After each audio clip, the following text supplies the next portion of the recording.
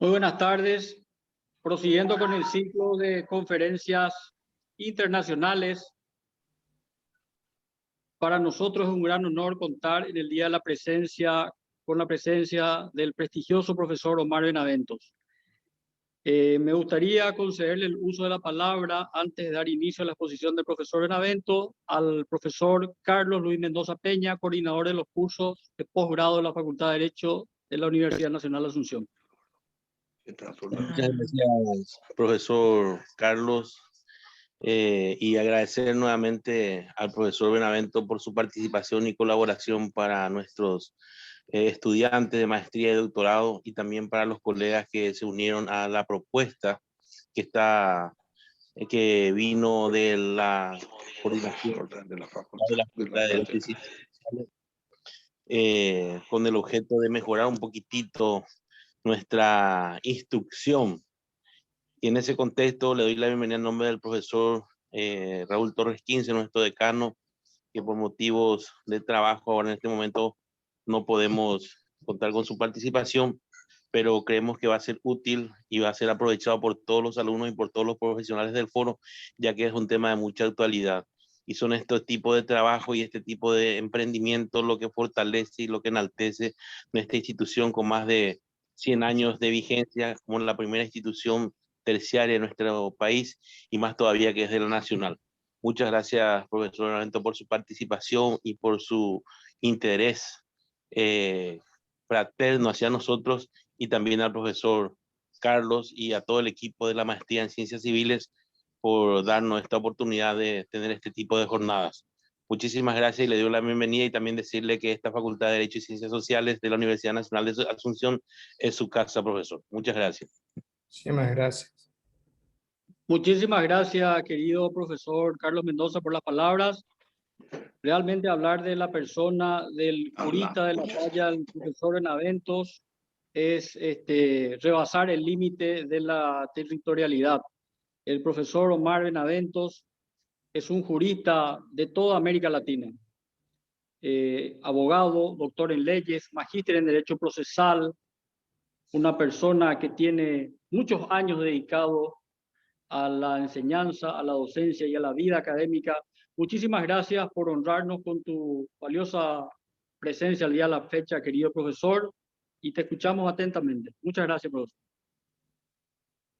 Bueno, gracias a todos. Realmente el prestigio de la Universidad Nacional de Asunción.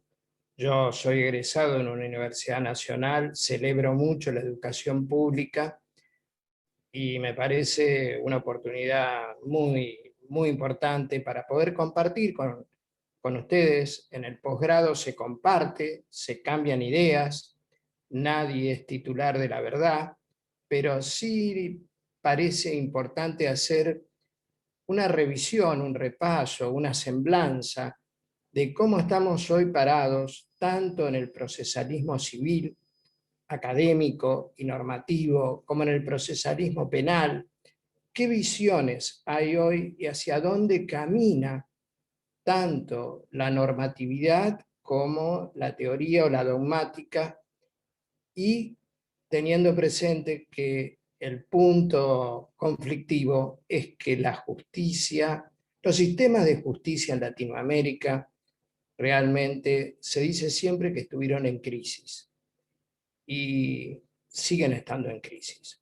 Los sistemas de justicia que hacemos todos los operadores de derecho, yo no estoy hablando en modo alguno que el sistema de justicia que esté en crisis sea responsabilidad del Poder Judicial, sino que los abogados tenemos nuestra cuota aparte, las normativas tienen su cuota aparte, la ausencia de infraestructura, el desinterés muchas veces de los gobiernos nacionales sobre la suerte de la justicia, tienen todo su cuota aparte, así que aquí no se pone el dedo acusador, sino que vamos a tratar de ver una semblanza y un optimismo, porque yo he sido toda mi vida naturalmente optimista.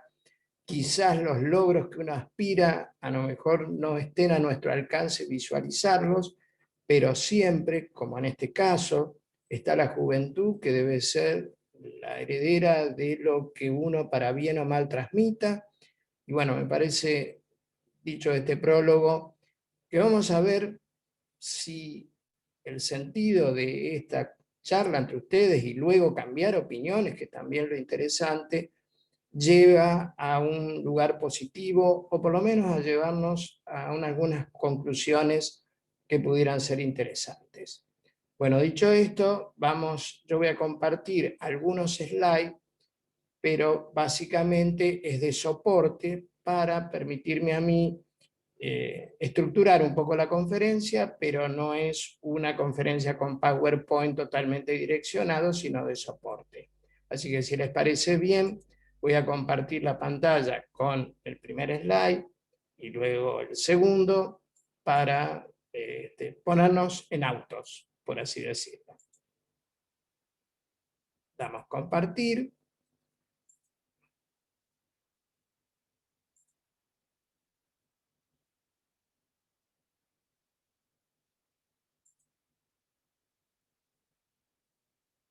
¿Están visualizando ustedes la pantalla compartida? Sí, se ve. Profesor, perfecto.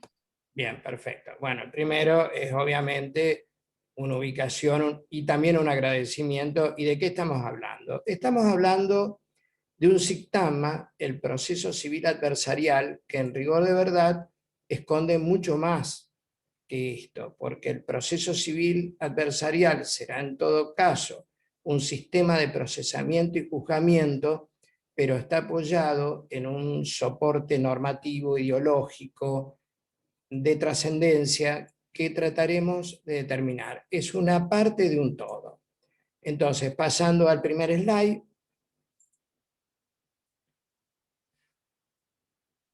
esto lo expongo a nivel de tomar conciencia.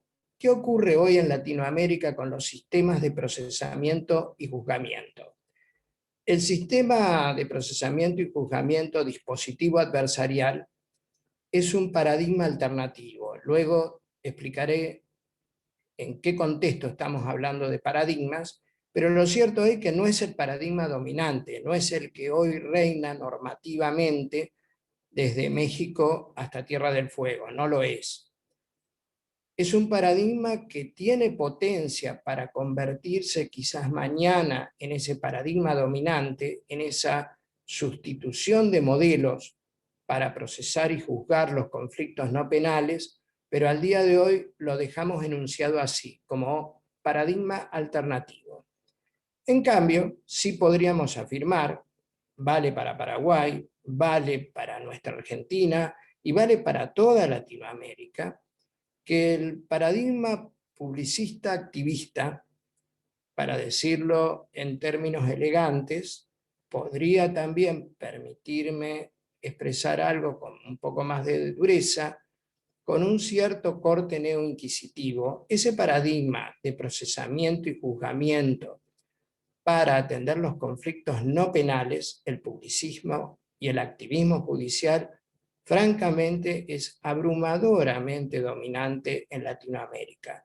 No digo en Iberoamérica, porque la ley de enjuiciamiento civil española, a la que luego me referiré, y que ha sido bastante ocultada por las tendencias mayoritarias, porque viene a ser ya un exponente contrafáctico de lo que yo creo que ocurrirá en el futuro, tiene algunos sesgos muy notorios de ese sistema adversarial, liberal, democrático, que luego lo explicaré en sus enunciados generales. Pero bueno, ya existen hoy alternativas que hacen de que legislativamente ya no sea un paradigma dominante en Iberoamérica.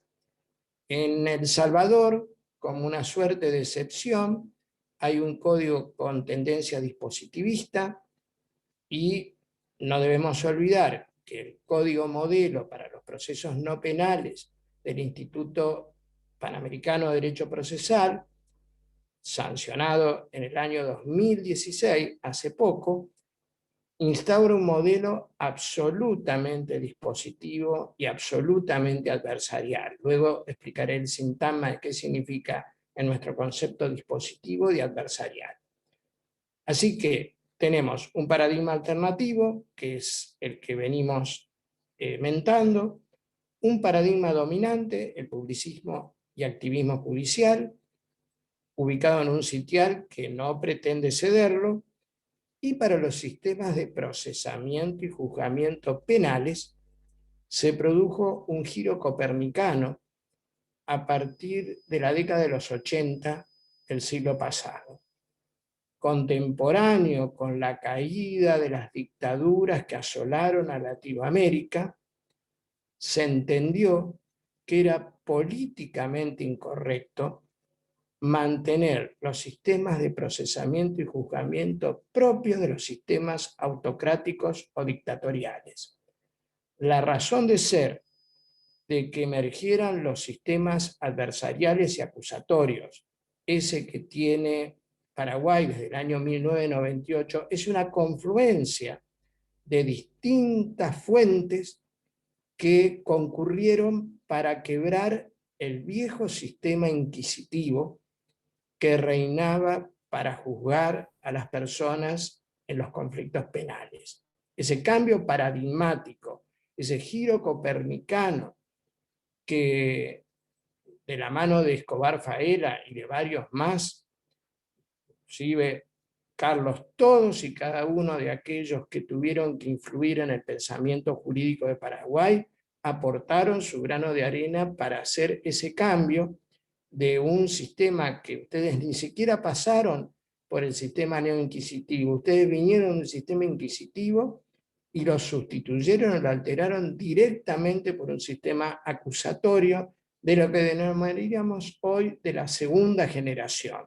Luego explicaré cuáles son esas tres oleadas de los sistemas acusatorios, pero bueno, Paraguay tiene orgullosamente un sistema acusatorio adversarial de la segunda generación con los perfiles propios que luego haremos algunos matices. Así que hemos presentado un panorama donde conviven para atender conflictos no penales un sistema antagónico con el que atiende los conflictos penales. Por eso, el segundo slide, presentado esto, vemos algo que ya choca mucho, no solo con la cientificidad jurídica, sino con algunos principios de la lógica y de la propia ontología filosófica. Es decir, ¿qué agrede cuando tenemos un sistema que se opone a otro y que se entiende que es el único válido, si fuera para el proceso penal, el sistema acusatorio adversarial, si fuera para el proceso civil, ustedes tienen un antiguo código, son uno de los 3 códigos no reformados en Latinoamérica, que viene de allá del año 1988, o sea, tiene más de 30 años de vigencia, que es un inquisitivo suave.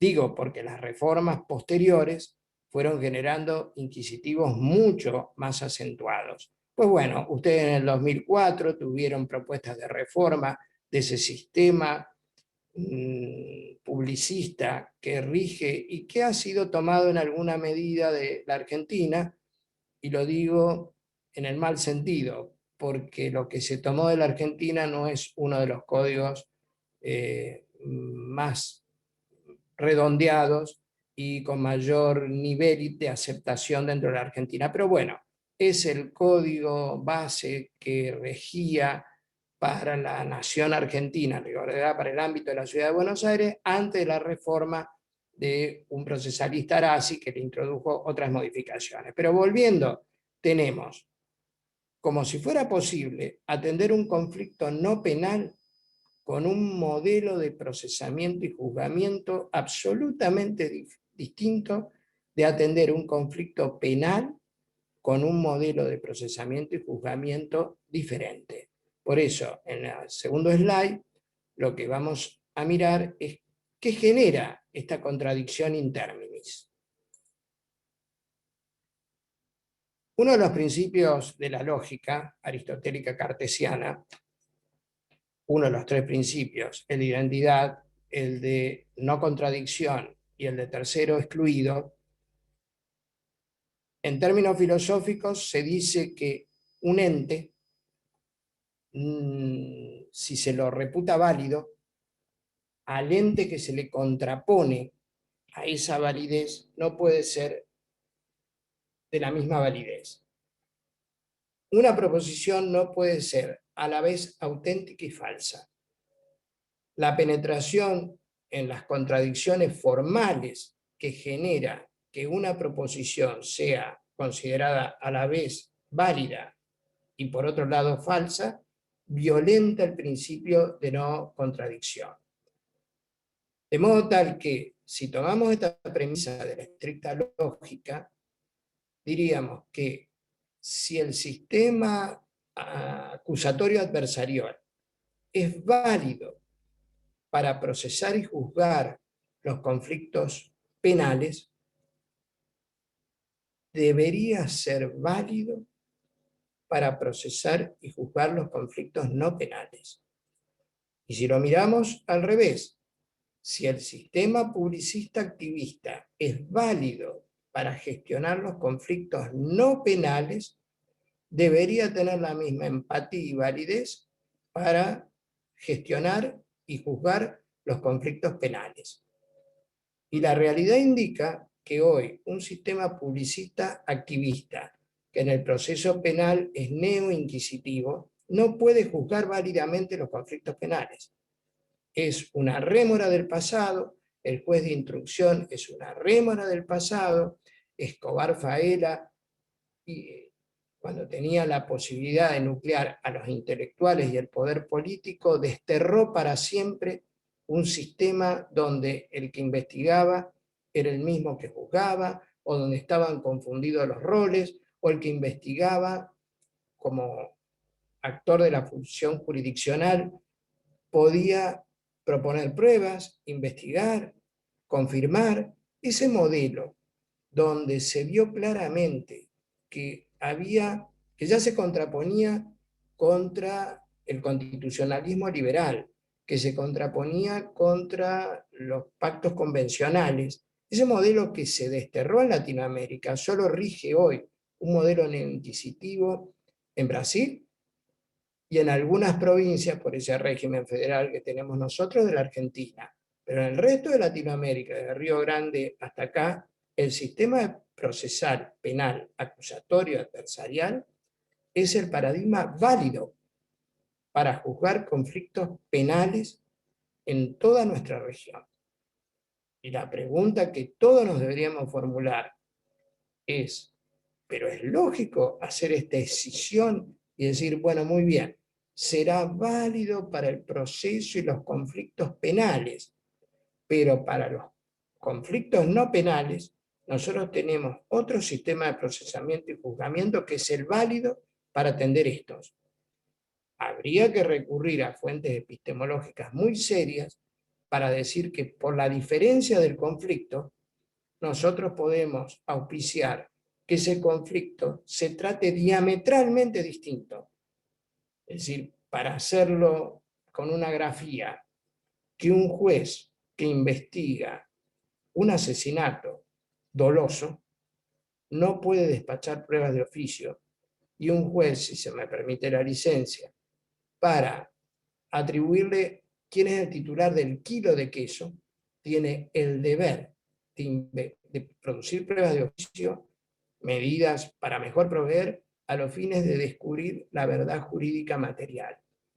Algo está chocando desde la propia lógica de la epistemología, porque, anticipo mi tesis, nuestra tesis, el proceso dispositivo adversarial para atender los conflictos no penales es el hermanado con el proceso acusatorio adversarial para atender los conflictos penales. Es una asimetría de la cual como científicos y los hacedores de los códigos procesales no deberíamos desprendernos. Entonces, lo primero que marco es que esta contradicción ya excede los ámbitos jurídicos y debemos replantearnos si podemos seguir sosteniendo esta división que le ha hecho tanto daño al procesalismo científico y a la normativa procesal de Latinoamérica. Sigamos avanzando a ver si empezamos a desentrañar esta maraña, ¿no?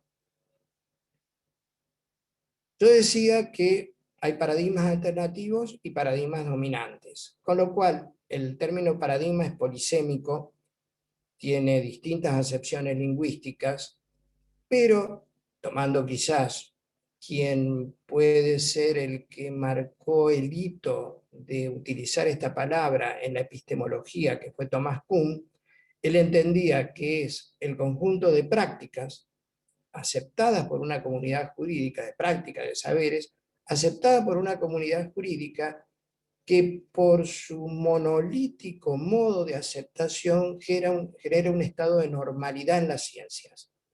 Si nosotros lo llevamos esto al derecho procesal, el paradigma publicista y los jueces activistas generaron ese consenso científico, dogmático, normativo, con un estado de normalidad, entre comillas, ficcional, en la ciencia procesal.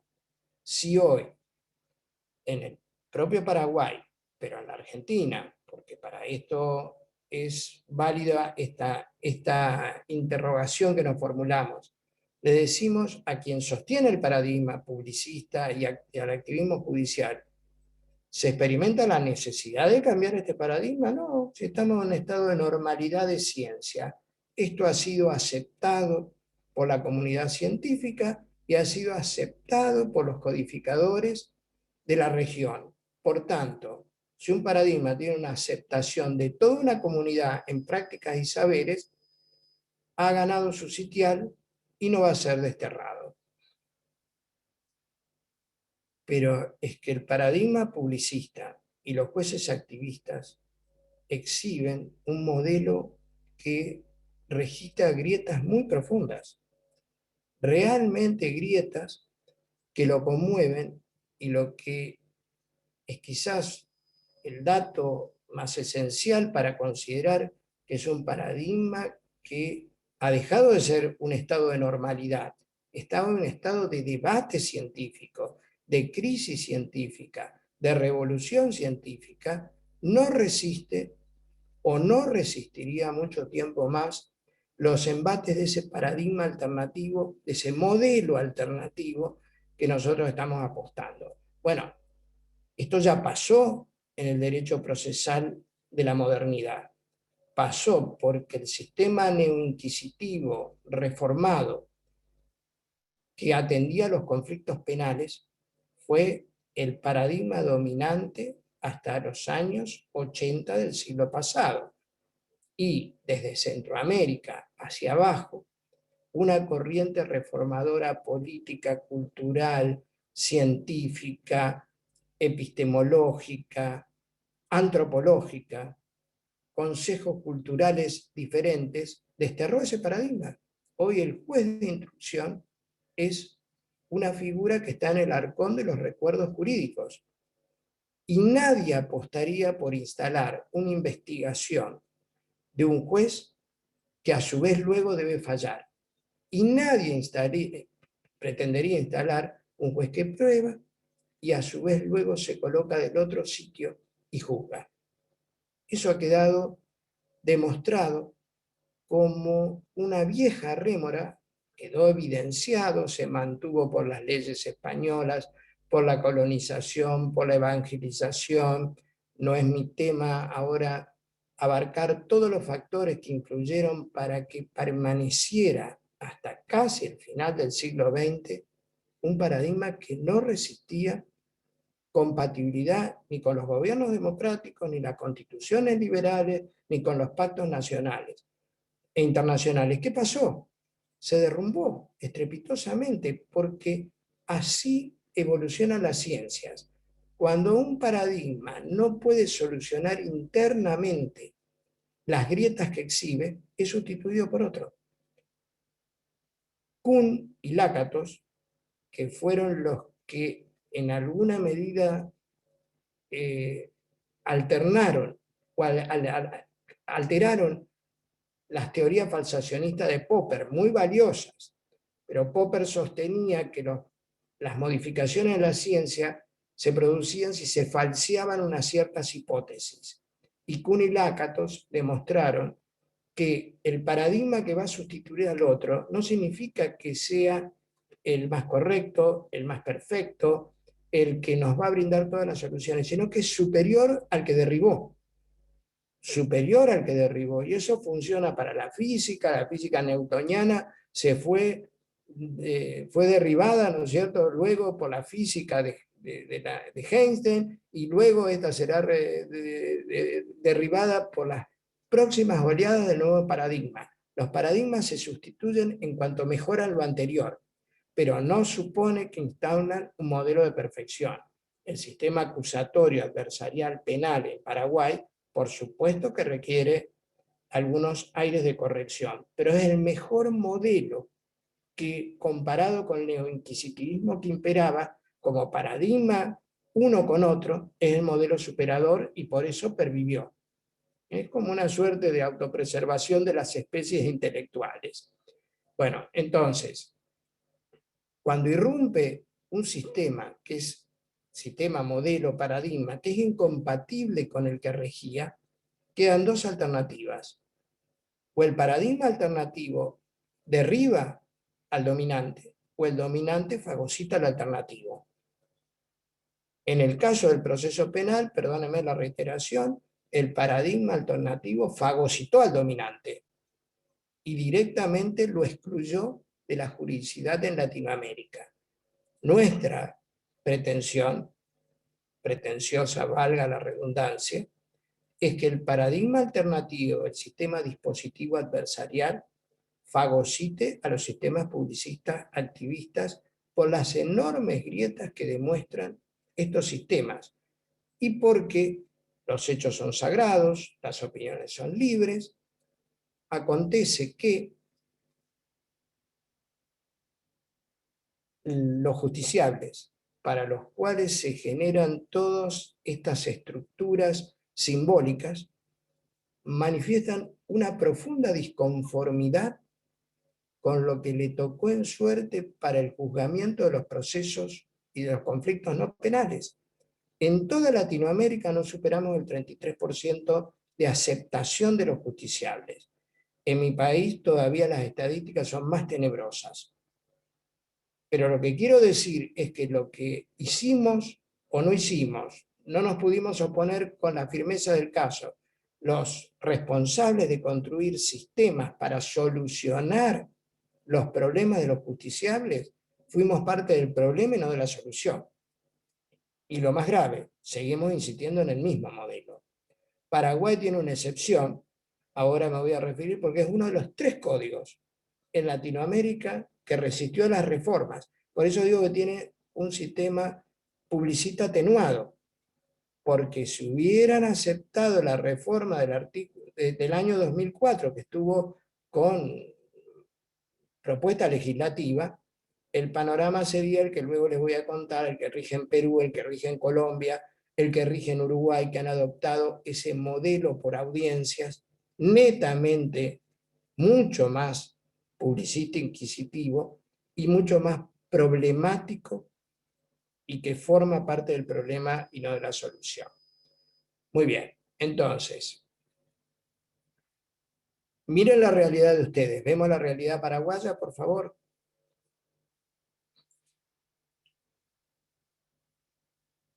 Desde el año 1988, la ley 1337, ustedes han tenido la virtud, es la virtud, de haber mantenido un código que tiene, por supuesto, las pruebas de oficio, las medidas para mejor proveer, pero que tiene algunos rasgos bien marcados de conceptos dispositivos.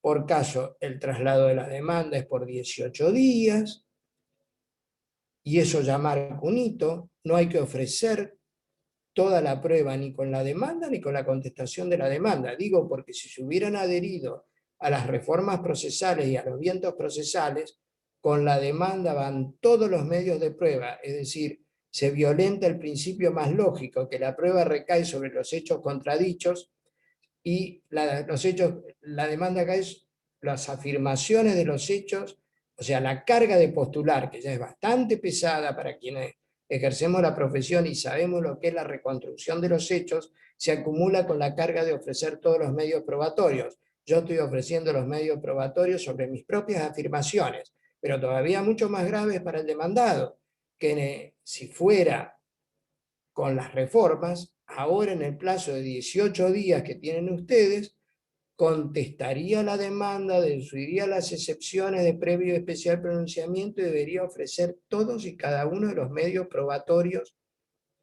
que confirmarían sus hipótesis o sus enunciados fácticos.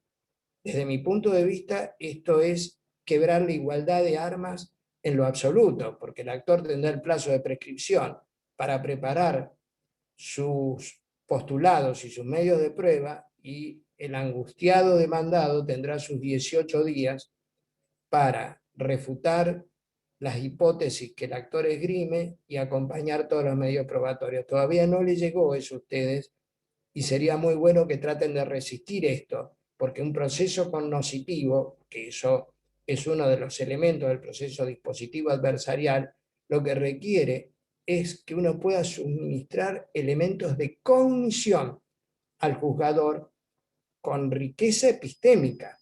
Y mal puedo yo como demandado suministrar argumentos más medios probatorios que confirmen mi hipótesis en esos angustiosos plazos, que no soy yo, es el abogado al cual yo llevé el caso, que seguramente, como es en Latinoamérica, debemos transitar cientos de expedientes para poder sobrevivir, y que tendrá a su vez que ver Netflix, ver el partido de la selección paraguaya, ahora que estamos en la Copa América, y tener otros menesteres, y además atender en ese tiempo ese conflicto y buscar todos los medios de prueba que confirmen su hipótesis, y es ahora y para siempre. ¿Sí? Ese es el Código de la Nación reformado, que ustedes nunca llegaron a reformarlo y que ni siquiera nos dan 18 días, nosotros nos dan 15 días para contestar la demanda, pero bueno, es otra historia. Entonces, ustedes tienen, por un lado, una ley del año 1988 y una ley del año 1998 que cambió radicalmente el modo de procesar y juzgar los conflictos penales en Paraguay. Yo lo sé, por haber visitado tantas veces un país, que no hay sistemas perfectos, no hay modelos perfectos, que el sistema acusatorio adversarial para los procesos penales no es perfecto, pero por supuesto tiene un modelo, un esquema de separación de las partes, un esquema de los roles, un esquema de la postulación, un esquema de la etapa intermedia, un esquema de la etapa de investigación que está dedicada, que la lleva adelante el fiscal y que tiene un control jurisdiccional, y un esquema totalmente diferenciado del tribunal de juicio, que llega aséptico a un estado de juzgamiento no contaminado como llegaban aquellos viejos jueces del sistema de instrucción. Que todo es perfectible, pero que el modelo epistémicamente es muy superior y que nadie apostaría en el Paraguay para retroceder y volver hacia atrás, eso también es una realidad de hoy. Muy bien. Entonces, veamos cómo se fue generando esto, ¿sí?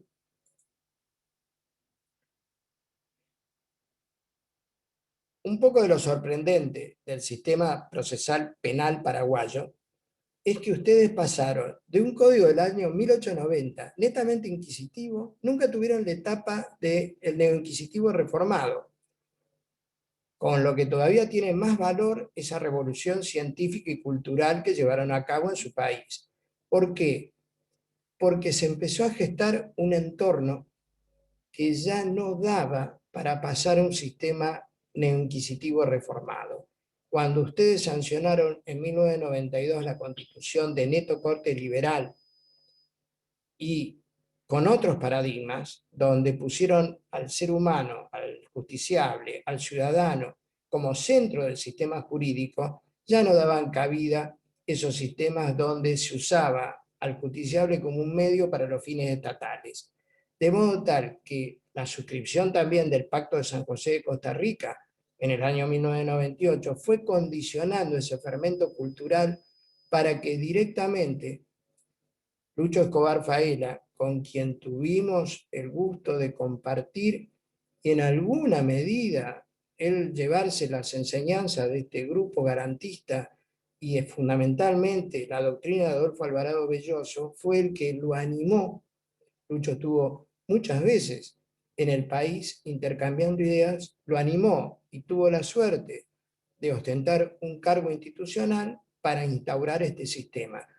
Pero no fue solo él, bueno, tuvo auxilios intelectuales de Binder, tuvo auxilios intelectuales de Vázquez Rossi. Ustedes ya habían instalado un sistema penal por medio de un alemán que yo tuve la suerte de conocer, Wolfram Schone, que también estableció un derecho penal de mínima, es decir, había un entorno, tanto del derecho penal sustancial como del derecho procesal penal, favorable a un sistema diametralmente distinto, un sistema humano, yo creo, al único sistema que respeta a las víctimas y al imputado, porque ese sistema mal denominado garantista, no es que es mal denominado, bien denominado, pero mal tergiversado el uso garantista que refleja el sistema, es una garantía para las víctimas y es una garantía para el imputado. Y es ubicar en el centro de la escena a quienes son los principales afectados por el conflicto penal. Los principales afectados por el conflicto penal es la víctima que sufre el ilícito penal y el imputado que lo provoca. Por tanto, al realzar el rol de las víctimas, víctimas e imputados, Ministerio Público de la Acusación, defensa estatal, víctima como querellante o denunciante, lo que se provocó fue un desplazamiento necesario de la jurisdicción de los omnímodos poderes que tenía. Y también se visualizó un juez aséptico, un juez no contaminado, un juez independiente, un juez imparcial y un juez no contaminado por sus propios prejuicios. Por eso es que los modelos adversariales, acusatorios, se cuidan muy bien de que el juez no vaya detrás de una tesis, de que el juez no pruebe, de que el juez no sustituya las cargas que son propias de las partes y que el juez llegue a un estado de convicción valorando racionalmente las pruebas, con objetivismo crítico, valorando racionalmente las pruebas, pero persuadido por otros, no autopersuadido por él.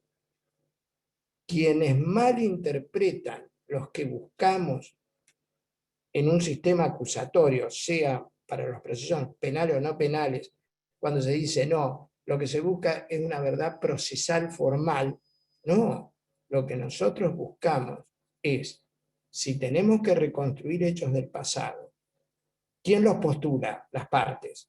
¿Quién los confirma esos hechos del pasado? Las partes. ¿Rige el estado de inocencia si no se pudo construir la culpabilidad del imputado, del demandado? En los procesos no penales sí rige. Para el juez lo tiene muy sencillo. Si tiene certeza positiva, condena, no se la formó él. Si tiene certeza negativa, absuelve. Si tiene estado de duda, absuelve. En procesos civiles y penales. Por eso, la legislación argentina, para que no piensen ustedes que es la legislación paraguaya, en los procesos no penales es infraconstitucional. Cuando un juez despacha una medida para mejor proveer, es porque no tiene certeza positiva, porque si la tuviera no la despacha, o negativa. Si tiene certeza para absolver, absuelve. Si tiene certeza para condenar, condena. Cuando despacha una medida para mejor proveer, abandona inconstitucionalmente su estado de duda para llegar a un estado de certeza de condena, porque no necesita el estado de certeza de absolución.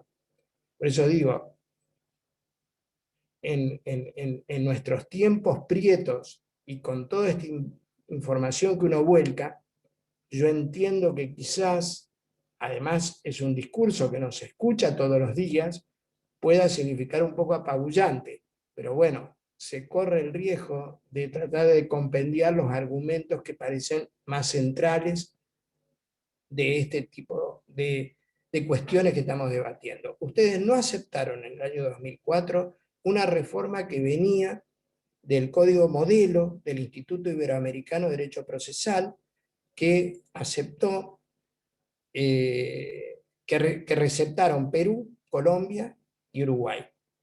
Es modelo por audiencias, todas las cargas acumuladas con la demanda, todas las cargas acumuladas con esto, una audiencia saneatoria y una audiencia final. Bueno, algo iluminó para decir, no implosionemos con un sistema que necesitamos oralidad. Yo estoy a favor de la oralidad continua. Para establecer oralidad continua en los procesos no penales en Latinoamérica, tendríamos un presupuesto que ningún poder político lo otorgaría. Bueno, muy bien. Entonces, ¿qué necesitamos para instalar, un poco lo anticipé yo antes, una reforma penal y no penal? ¿Qué necesitamos? Bueno, necesitamos una confluencia de factores que es muy difícil conseguir, porque por lo pronto necesitamos un entorno político favorable, es decir, que se vea políticamente como correcto o favorable la sustitución de un sistema procesal no penal. Digo, porque el sistema procesal penal sustituido y la reforma de la justicia penal sustituida por modelos acusatorios adversariales, en toda Latinoamérica se vio como políticamente favorable. Y eso no pudo trasvasarse al proceso no penal. ¿Por qué se vio políticamente favorable? Porque, lo dije antes, pero lo quiero ratificar, lo dice Binder, no podían usarse las mismas herramientas que eran funcionales a las dictaduras para seguir con esos modelos, herramientas, juzgando a las personas penalmente después de la tragedia que provocaron las dictaduras en toda Latinoamérica. Y ustedes tienen mucho de aflicción respecto a la larga dictadura que sufrieron en Paraguay. Entonces, ¿fue políticamente incorrecto sostener que un juez investigaba y tenía fuertes poderes para llegar a la verdad real? Eso ya no era potable. Entonces, en la misma medida que las democracias fueron creciendo los sistemas procesales democráticos, no autocráticos. Y si bien es cierto, hay 3 democracias, 2 plenas y una semiplena, ahora bastante sufriendo embates en toda Latinoamérica, que es Costa Rica, la uruguaya, la que rige en Costa Rica, la que rige en Uruguay, la que regía en Chile antes de todos estos disturbios, y todas las demás son democracias imperfectas, son democracias. Por tanto, van a tratar de apostar por sistemas jurídicos procesales democráticos, no autocráticos. Por tanto, van a apostar por sistemas donde el servidor público, el funcionario público, deba dar explicaciones a los justiciables y a los ciudadanos. No, los ciudadanos y los justiciables están sometidos a los designios de los poderes públicos. No lo digo con una visión nihilista, anarquista, nada por el estilo, yo me siento un demócrata republicano, pero me gusta como ciudadano que quien ostenta el poder rinda cuentas ante mí. El poder político se valida o se desvalida con votos. El poder jurisdiccional, ¿cómo se valida? Por lo pronto se valida con exposiciones, por lo pronto se valida con la mínima injerencia dentro de mi ámbito de libertad. Va de nuevo, durante el procesar un sistema democrático se valida, un sistema democrático jurídico se valida con la mínima injerencia en mi esfera de libertad. Lo tomo de Hayek. ¿Qué es para Hayek la libertad? La mínima injerencia estatal en nuestra esfera de libertad. Y cuando yo litigo, es mi esfera de libertad. Cuando yo postulo, es mi esfera de libertad. Cuando yo confirmo mis hipótesis fácticas, es mi esfera de libertad. Cuando a mí me dan 6 días en el Código Procesal Civil Paraguayo, copiado del argentino, yo me permito, porque también hay que poner un poco de humor, no todo es tan grave en la vida, hoy sufrimos una pandemia que es mucho más grave que los sistemas de procesamiento, juzgamiento, o no, porque nuestro último valladar son los sistemas de procesamiento y juzgamiento, ¿sí? Bueno, nos dan 6 días para alegar. Entonces, ese 6 días para alegar es muy significativo. El juez tiene 40 días para dictar su sentencia, y mi alegato es un proyecto de sentencia. Y todavía más significativo es que se entienda el alegato como facultativo. ¿Por qué se entiende el alegato como facultativo? Porque nunca se concibió que quien sienta la hipótesis fáctica, su teoría del caso, es obviamente el justiciable. Quien debe confirmar las premisas, sus enunciados, con los medios probatorios idóneos es el justiciable. Y quien tiene que hacer el análisis racional, es un gran deber, una omisión de carga de los justiciables, no empaparnos de cómo se fijan los hechos en un proceso conforme teorías epistemológicas. Entonces, nosotros, que somos también muy afectos a endilgarle los defectos al poder jurisdiccional, no sabemos, no nos planteamos si, por ejemplo, nuestro razonamiento para convencer al juzgador es inductivo o deductivo, inductivo o abductivo.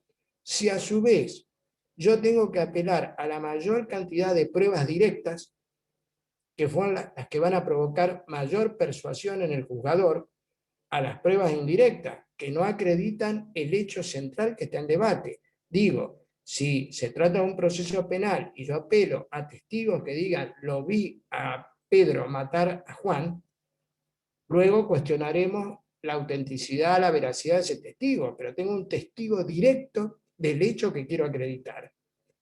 Y si yo apelo a pruebas indirectas, indiciarias, tengo que construir un sistema de pruebas yo como abogado, antes que endilgarle al juez de por qué no lo persuadí. Mal puedo persuadirlo si no tengo esa teoría del caso, que no se sabe muy bien qué es precisamente formular los enunciados fácticos en una reconstrucción muy seria de los hechos del pasado, ser un investigador, ser un Sherlock Holmes, y cada vez que yo enuncio un hecho poner una flechita que diga cómo lo acredito con un medio probatorio que sea fiable. A su vez, ¿tengo la suficiente cantidad de medios probatorios que le vayan dando consistencia? ¿Los medios probatorios míos son fehacientes o poco fehacientes? ¿Los medios son cuantitativos o cualitativos? ¿Qué me planteo yo como abogado para construir una hipótesis de que voy a persuadir al juzgador racionalmente? Entonces, los deberes que no hacemos como cargas, los pagamos luego en las sentencias que los juzgadores muchas veces emiten. Bueno, entonces nosotros necesitamos de un marco epistemológico, que también lo hemos olvidado, para entender que somos los protagonistas de esta escena, que los justiciables somos los reales protagonistas de esta escena, no el Poder Jurisdiccional. El Poder Jurisdiccional, durante el curso del debate, tiene que ser como un árbitro, aunque eso es una de las palabras que más utilizan los publicistas, pero en el mal sentido. Mientras debatimos con mínima injerencia de la jurisdicción, él establece las reglas de juego para que nosotros podamos postular, confirmar, valorar, etc. Pero muy a diferencia de un árbitro de una gesta deportiva, él resuelve el conflicto y decide quién ganó y quién perdió. Tiene ese ominoso poder de decidir sobre nuestras vidas, dignidad jurídica. Y mejor sería que llegue poco contaminado. Mejor sería que no se le ocurran hipótesis a él para despachar prueba de oficio. Me parece que mucho mejor sería que no despache medidas para mejor proveer, donde va a confirmar una hipótesis fáctica que favorece a una de las partes, porque el hipótesis no tiene, ¿no? Así que confirma un hecho que la parte no confirmó. Y si hay precios a pagar en un sistema dispositivo adversarial, lo mismo que en un sistema acusatorio penal. Si el fiscal no construyó, si el Ministerio Público de la acusación no construyó la culpabilidad del imputado, y será absuelto. Es el precio a pagar por la civilidad. ¿Qué queremos? ¿Construir la culpabilidad desde la jurisdicción? Entonces son 2 contra 1, parece una pelea de catch. esto, donde el árbitro entra a auxiliar a uno de los contendentes. Entonces, Mariana va a hablar mañana. ¿Por qué se entronizó con tanta facilidad o con tan poca crítica estos sesgos autoritarios? Es decir, ¿por qué nosotros aceptamos el verticalismo? ¿Por qué nosotros aceptamos que una autoridad pueda, por ejemplo, solicitar absolución de posiciones, código paraguayo? ¿Cómo es que nosotros no nos despierta un recelo epidérmico que el juez, por esencia, la absolución de posiciones supone que es favorable para el ponente, para el juez, y desfavorable para el absolvente, de modo tal que el Código paraguayo establece la idea que un juez le formule posiciones a una parte para que él declare en contra de sus intereses, con obvia violación de cualquier pacto convencional y de cualquier constitución liberal. Esa norma debe desaparecer de cuanto código que se alinee con mandatos constitucionales en la modernidad. Y sin embargo, no nos despierta. Podrá interrogar a los testigos, podrá producir pruebas de oficio, podrá citar a los... La aclaración del perito, sesgada y direccionada por el juez, puede cambiar totalmente la suerte de la causa. ¿Cómo nos garantizamos que ese juez, que estuvo interviniendo activamente en la producción de medios probatorios, no se cargó de prejuicios al momento de sentenciar? ¿Quién nos garantiza eso cuando, de acuerdo al concepto subjetivismo, bueno, desde Freud, que ya eliminó la idea del racionalismo perfecto y del objetivismo perfecto, la ilusión de Descartes, que significó un enorme avance, pero el racionalismo objetivo no funciona? Es lo de Ortega y Gasset, somos nosotros y nuestras circunstancias. Entonces, nada, necesitamos también un repensar qué axiología realiza un proceso, y eso también nos da Mariana. ¿Qué axiología, qué valores? ¿Qué significa verdad en cierto contexto? ¿Cómo es que nos hemos ido enredando de tal manera que los mitos nos invadieron y no se fueron nunca de nuestra cultura jurídica? Porque yo tuve la fortuna de un Alvarado que levantó la mano y señaló la alarma. Y a partir de ahí, quienes queremos honrarlo a él como discípulos, lo que tenemos que continuar es con su gesta. Es un compromiso ético con nuestro maestro y con tantos otros. Y por tanto, es donde nos hemos empeñado y donde nos estamos empeñando. Sí, por favor.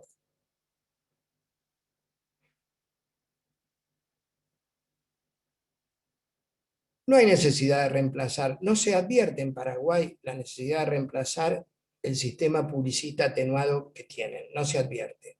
Sin embargo, si pasamos rápidamente al próximo slide, vamos a ver que hay vientos de cambio. Mire, la ley de enjuiciamiento española del año 2000 ha sido celosamente ocultada en Latinoamérica. Va de nuevo, ha sido celosamente ocultada. Tenemos poco conocimiento de la ley de enjuiciamiento civil española. ¿Por qué? Porque la ley de enjuiciamiento civil española no es extraño frente a la dictadura oprobiosa que subieron de Francisco Franco y repasaron aquella ley del 1888, de la antigua ley de enjuiciamiento civil española, y hoy, por ejemplo, le tienen prohibido al juez el despacho de medidas para mejor proveer si es en sustitución de la negligencia de las partes. En el artículo 217 de la ley tienen establecido el estado de inocencia. Si el juez tiene duda entre condenar o absolver, no despacha nada, no despacha prueba de oficio, absuelve. Y no les tiembla el pulso a los jueces españoles. Y en la exposición de motivos de la Ley de Enjuiciamiento Civil Española, dicen, los jueces no deben variar la tutela escogida por las partes, porque su rol principal es fallar, y dado que hoy se está asistido por un letrado que tiene la representación técnica, los jueces no son los padres nuestros, ni nuestros tutores jurídicos para sustituir nuestras negligencias. El paternalismo en lo político llevó a Latinoamérica al estado de pobreza que hoy tenemos. Ser dueños de nuestra libertad en lo político y en lo procesal es un acto de desafío, es lo que tanto los inquietaba a los existencialistas, cómo me hago cargo de mi propia libertad y cómo ejerzo una libertad responsable. ¿Y qué hace el pensamiento autoritario? Dice, vos no sos responsable, ni vas a ejercer la libertad de un modo digno. El código modelo que apoya el Instituto Panamericano de Derecho Procesal dice, se presume la buena fe de las partes, porque está concebido desde otro ángulo. Nada de que las partes deben actuar con buena fe, no, sino que se presume la buena fe. Somos seres libres, justiciables, etc. ¿Por qué vamos a llegar aviesamente un proceso a litigar de mala fe? Entonces, desde ese punto de vista se está viendo. Todos, el 8.1 y el 8.2, que nosotros ignoramos, que en Latinoamérica ignora, no la corriente garantista, que la corriente publicista ignora. Desde todos estos fallos de la Corte Interamericana de Derechos Humanos dice que todas las garantías, en lo que me interesa especialmente, el estado de inocencia, se aplica a toda suerte de procesos civiles, penales, laborales, administrativos. Ahora bien, si se aplica el estado de inocencia, si rige el estado de inocencia, si yo estoy en estado de duda como juez, no puedo salir a quebrar ese estado. No lo puedo. De modo tal que todos los códigos procesales publicistas deben ser repensados en clave constitucional y en clave convencional. No se llevan estos planteos a la Corte Interamericana. Están más preocupados por los procesos penales, que obviamente gozan de todas estas garantías, ¿sí? Pero sería interesante un planteo de decir, el Código de la Nación Argentina es infraconvencional, digo, porque no establece el estado de inocencia, ni presume, o sea, se parte de este simplismo, que una persona que goza del ejercicio de la acción con abstracción del derecho material que tenga para acreditarlo, frente a la afirmación de la existencia de un conflicto, el demandado, no estoy hablando de los estatutos especiales, el estatuto del consumidor, de la cosa riesgosa, sino el hombre que con un paraguas estaba amparado en una esquina y la víctima le dice, ese señor me impactó con el paraguas y me hizo perder el ojo. ¿Quién construye la culpabilidad del señor que estaba parado en una esquina con un paraguas? ¿Va a ser un tanto culpable porque estaba parado en una esquina con un paraguas? Tendrá que reconstruir la hipótesis. Primero, la existencia del hecho. Luego, la antijuricidad. Luego, el nexo de causalidad.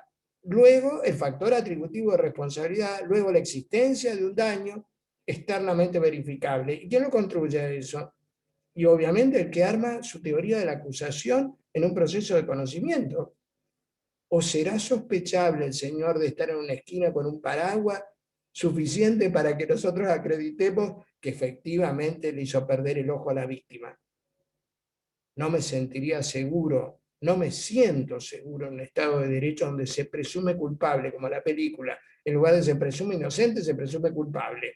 Y nosotros, en eso también, Mariano nos va a ilustrar, ¿por qué internalizamos estos sistemas que son místicos? O sea, si alguien afirma la existencia de un conflicto de relevancia jurídica, frente al afirmado será culpable, hasta tanto acredite su inocencia. No parece. Hasta acá llevo hablado bastante. Me voy a poner, no voy a compartir pantalla, sino voy a eliminar pantalla y para que nos veamos más activamente. Yo con ustedes y ustedes con mi persona. Verán ustedes que tengo otra ánfora de argumentos para seguir sosteniendo por qué el proceso civil adversarial debemos desterrar la palabra garantismo, porque le queda por un lado corta y por otro lado no representa esto. El proceso es una garantía desde ese punto de vista, pero lo que nosotros estamos construyendo es un sistema lógico, dialógico, dual, antagónico, reponiendo a las partes en el centro de una escena que nunca debió desaparecer, reduciendo la jurisdicción durante el procesar a su rol mínimo y a la hora de sentenciar que se auxilie con las teorías de la argumentación que le van a indicar de qué modo tiene que explicar por qué llegó de qué modo racional, con objetivismo crítico, llegó a la convicción para condenar o absolver. Quizás el punto más sensible de nosotros es que los procesalistas se lo definimos, se lo dejamos a los teóricos, a los filósofos de la teoría de la argumentación, y tenemos normas en los códigos procesales como que el juez debe valorar la prueba conforme a las reglas de la experiencia, nunca se explica cuáles son, las reglas de la lógica, bastaría que un juez ya violente, y muchas veces se violentan los principios lógicos, y de la sana crítica, que nunca nadie lograba entender qué significa esto. Pero no es casual, porque, por ejemplo, en el código modelo establecemos varios presupuestos para que la inferencia probatoria que realice sea válida ante nosotros. Por ejemplo, debe analizar quién sostiene el hecho normal y habitual, y a ese liberarlo, entenderlo con el menor rigor probatorio, y al que invoca el hecho anormal con mayor rigor probatorio. Miren, me tomo un ejemplito y después abrimos para esto, que es de mala praxis médica. Digo porque es lo más paradigmático para demostrar hasta dónde nos hemos confundido todos. Un paciente, una víctima de un accidente automovilístico, ingresa a un nosocomio, tiene una suerte y una desgracia. Lo embisten en las puertas de un nosocomio privado y entra, en vestido como peatón, entra con estallido de masa encefálica, estallido de hígado, estallido de páncreas, ¿no sigo? Ingresa, se consigna en la historia clínica que prácticamente ese hombre entró moribundo. Entra en la soledad del quirófano. Al rato de la soledad del quirófano, obviamente muere. ¿Quién prueba? Porque de acuerdo a estas teorías extrañas que andan dando vuelta, ¿quién fallece? Los deudos, los legitimados, las víctimas indirectas, inician una demanda resarcitoria de daños y perjuicios. Está acreditado por la historia clínica la calidad de moribundo, y por supuesto en la soledad del quirófano, y con la competencia técnica del médico, el único que sabe lo que hizo en la soledad del quirófano es el médico. ¿Prueba el médico? Pues si prueba el médico, nadie más se dedica a la ciencia médica. Yo, como médico, frente a una persona moribunda, un infarto de miocardio, un cáncer terminal, tengo que salir a probar, hay algo mal en el mundo, ¿no? Entonces, simplemente con aplicar las reglas de Couture, pero también llevarla a la normativa y decirle, el que se apoya en el hecho normal se lo mide con menor rigor probatorio. Bueno, es evidente que los legitimados, las víctimas indirectas, están apoyándose en un hecho normal. Que una persona con estallido de masa encefálica, el médico, porque tiene una bata blanca, es el sucedáneo de Dios o de Jesús en la tierra. Ahora, entra una persona con una cirugía programada de apéndice. En la Argentina mandamos a la Antártida, están un año allá las personas. Bueno, como le puede derivar en peritonitis, ingresa con una cirugía programada de apéndice. Muere. La Organización Mundial de la Salud, más allá de su desprestigio actual por el COVID, la organización establece que el 98% de probabilidad de sobrevida. ¿Quién tiene que acreditar qué pasó con la muerte? El médico. Pero no tiene que ver con las cargas probatorias dinámicas, ni con el silencio del quirófano, ni con esto. Entonces, ¿qué quiero decir con esto? Que el derecho, tomo las palabras de Alvarado, el derecho tiene que ser repensado, todo el derecho procesal de la posmodernidad, porque este es un derecho a la posmodernidad. Tenemos 200 años, no pudimos consolidar un derecho clásico y estamos reformando un derecho a la posmodernidad. Yo pienso que todo y cada uno de nosotros, desde nuestras distintas trincheras, lo que tenemos es que asumir ese compromiso ético de repensar el derecho. Bueno, dicho todo esto, perdónenme la multitud de conceptos que tuve que vertir en los prietos términos, pero también me avisó Carlos, y yo también lo considero muy trascendente, recibir las devoluciones, las inquietudes y las refutaciones. Puedo estar profundamente equivocado de todo lo que yo digo, como dijo Albert Camus en El extranjero, y si toda mi vida hubiera estado equivocado, y si todo lo que dije en esta hora fuera erróneo, es posible, es ciencia. no estamos hablando de dogma, es ciencia. Así que, gustosamente, abro al debate. Si queda algún tema luego para tratar, gustosamente lo abordaremos.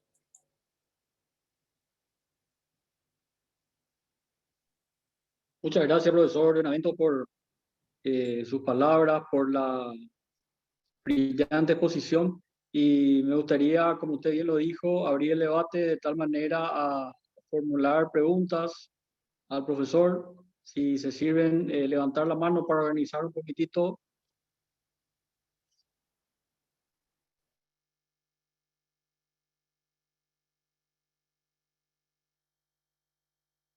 Hay 6 participantes, me voy a permitir una broma porque también esto, sí, como siempre dicen los disertantes, si nadie pregunta, son 2 alternativas, o que estuve lo suficientemente claro, o que nadie entendió absolutamente nada, así que podría despejarme de esa inquietud cartesiana que uno tiene.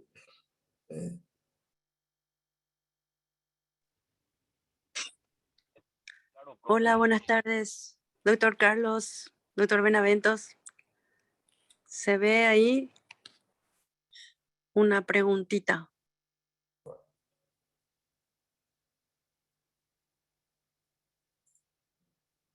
Adelante, Vilma, te escuchamos atentamente. Atentamente también estoy escuchando y hace una crítica al garantismo. Entonces, si nuestro sistema es activista por mantener esa... Espera, hablando así. No la propuesta del cambio que se hubiese hecho en el 2004 y la mala experiencia que está teniendo Perú y los otros países que propuso, que comentó, ¿cuál sería el futuro inmediato de nuestro país en lo que refiere a la posición del juez en este momento? No es lo tanto del juez, sino de los operadores de justicia, que somos, como dice Binder, los que estamos empujando unos con otros para que eso se produzca en una resolución de un conflicto. Estoy de acuerdo con el profesor de que él no tiene que ser, el juez no tiene que ser el juzgador, el que promueva las pruebas y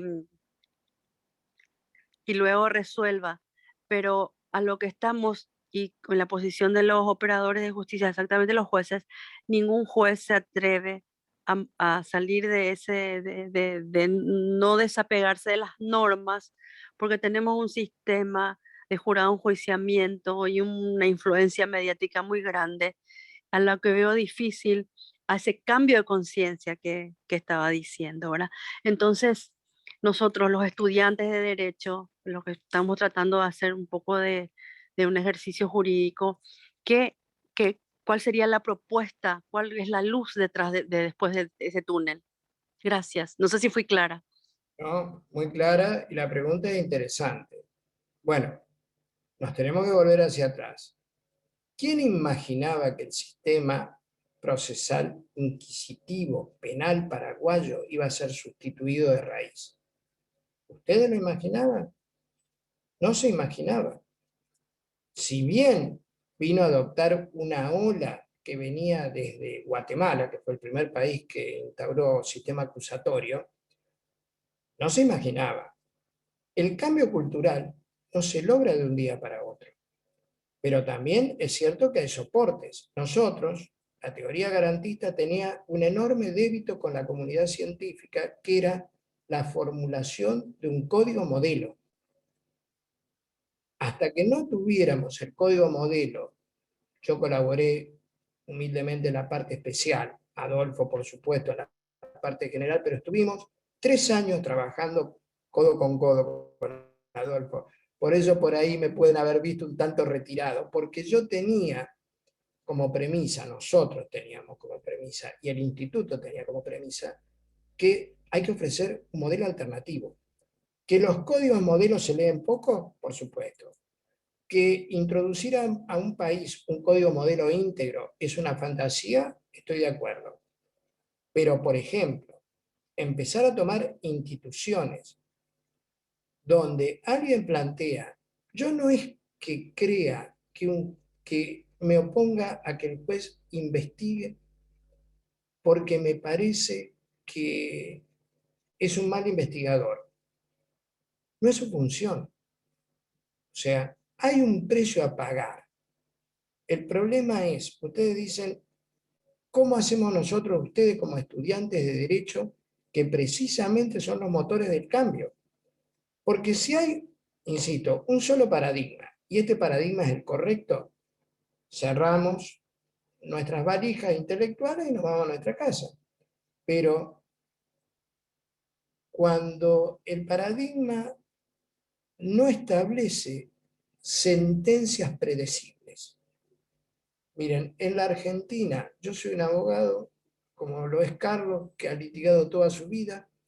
Si a mí viniera una persona, estoy hablando de un caso real, le amputaron la pierna, clase media, casado, ingresos medios, y me preguntara a mí, salió sentencia, por supuesto, anda pelada por los mundos de Dios, me preguntara a mí, doctor, usted me podrá estimar entre un mínimo y un máximo cuándo un juez de la jurisdicción pública puede indemnizar patrimonialmente, siendo yo un hombre de clase media con la pierna amputada, que me tengo que colocar 10 prótesis durante mi vida, que estoy amputado arriba de la rodilla. Por favor, doctor, usted es un hombre de experiencia, dígame un mínimo, un máximo que el juez o el tribunal que va a tocar, yo lo puedo decir. No, se lo puedo decir. Entonces, si yo no le puedo decir, con todos mis años de experiencia, cuánto tasaría la judicatura una pobre reparación, como es el dinero, el hombre ya tiene su vida devastada, es que tenemos que repensar todos cuáles son los parámetros de racionalidad lógica con las cuales se expiden las sentencias judiciales hoy, o cuál es el contralor ciudadano respecto de la irracionalidad o arbitrariedad de las sentencias, o qué no construimos nosotros como hipótesis y evidencias que el juzgador difícilmente podía evadirse.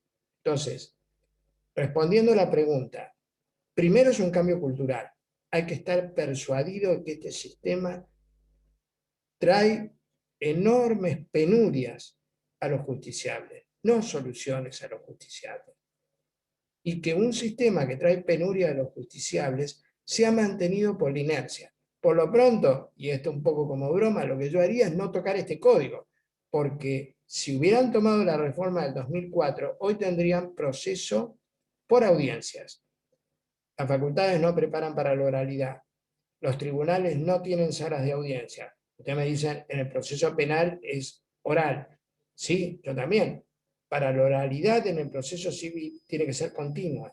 Y para que haya oralidad continua en el proceso civil, no le alcanza todo el dinero del Banco Central de Paraguay para establecer juzgado continuo. Entonces, yo tengo en la provincia de Santa Fe oralidad discontinua para los litigios de daños y perjuicios. Si se suspende la audiencia de vista de causa, que es la audiencia final, la próxima me la fijan a 2 años o 3 años, conforme la mentalidad del burócrata. ¿Qué hacemos con eso? Entonces, tenemos que empezar a construir sistemas que realmente auxilien al justiciable y que el justiciable confíe en nosotros. Yo no creo que los justiciables confíen en lo que hacemos los abogados, los jueces, los sistemas procesales, los sistemas de enjuiciamiento, no lo creo, francamente. Hay una desconfianza hacia nosotros y es la profesión más digna del mundo. Después de la salud de las personas, nosotros cuidamos de los bienes más preciados de las personas. Y eso debería ser entendido. Un sistema procesal que cuida a las personas en la máxima kantiana, que las personas sean un fin en sí mismo y no un medio de realización de la justicia o de valores quiméricos del Estado. ¿No me parece?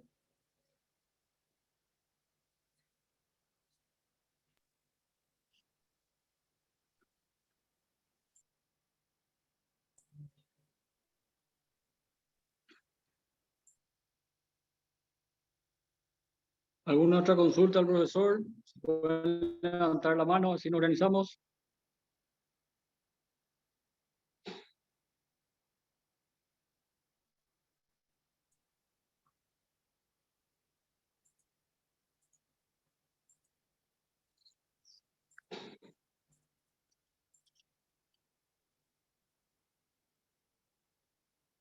No veo ninguna mano.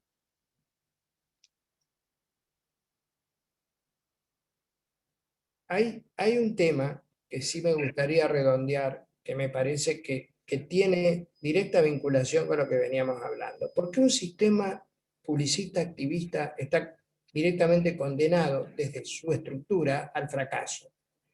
Porque viene con dos líneas que son absolutamente contradictorias. Un sistema publicista viene de una máxima, una de las partes, uno de los extremos de este sistema, una de las caras de este sistema publicista, viene una vieja máxima de quizás el que le ha provocado mayor daño al procesalismo de hoy, aunque es un sujeto del año del siglo XIX. Frank Klein dijo en su momento, si uno pone Frank Klein y pone ciertas corrientes actuales del procesalismo, viene el Dios jurídico y Frank Klein. Para nosotros viene el diablo jurídico. Frank Klein dijo, el proceso es un mal en sí mismo.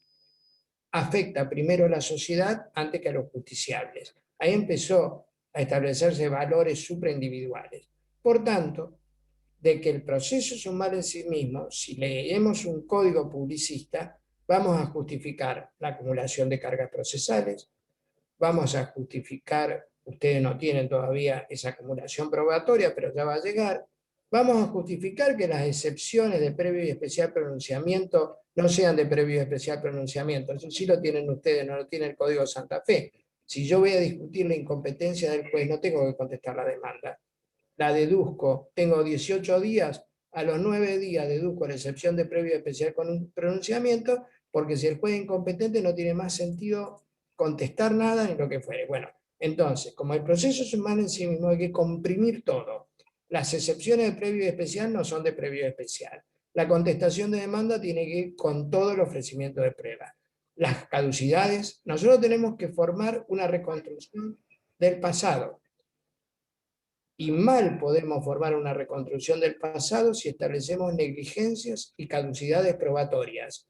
Si, por ejemplo, yo oficio a una oficina pública y la oficina pública no me contesta, no es mi negligencia, es la negligencia de la oficina pública. Bueno, si no urjo la prueba, se me cae la prueba informativa. Si un testigo no viene, pero yo lo notifiqué y no me prevalgo de todos los medios coactivos para que el testigo viene, entonces se van formando procesos cada vez más ficcionales.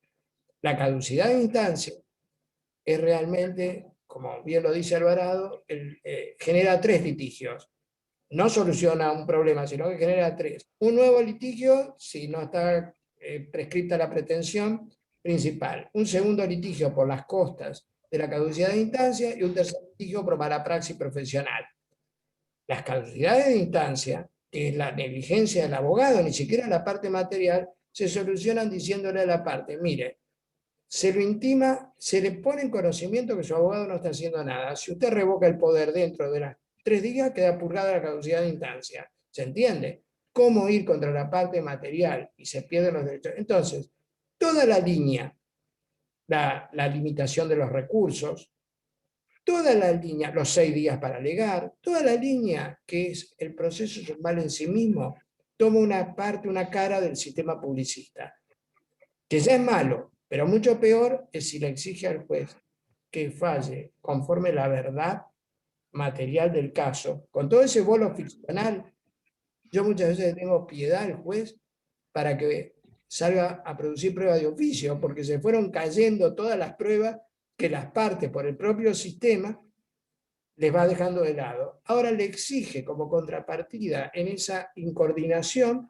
que falle conforme la verdad material, nunca vamos a saber bien de qué se trata eso, no es que yo esté abogando por la verdad procesal, sino que el juez tiene que fallar conforme verdad como correspondencia, ¿sí? Entre la hipótesis mejor afirmada, confirmada y valorada en la causa. Bueno, muy bien. ¿Cómo se compatibiliza una búsqueda de la verdad real con pertinencia de los medios probatorios? Tienen bastante poca limitación de la pertinencia de los medios probatorios.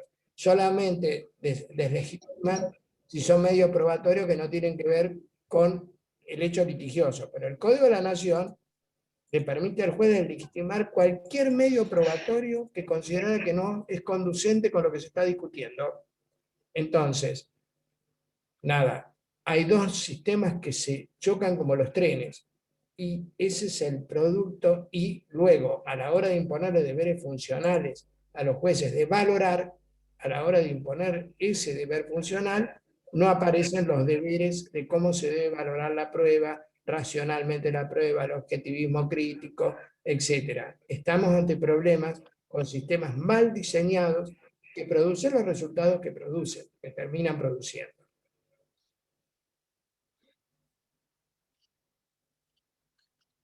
Creo que mi padre, el profesor Carlos González Alfonso, había levantado la mano. Por favor.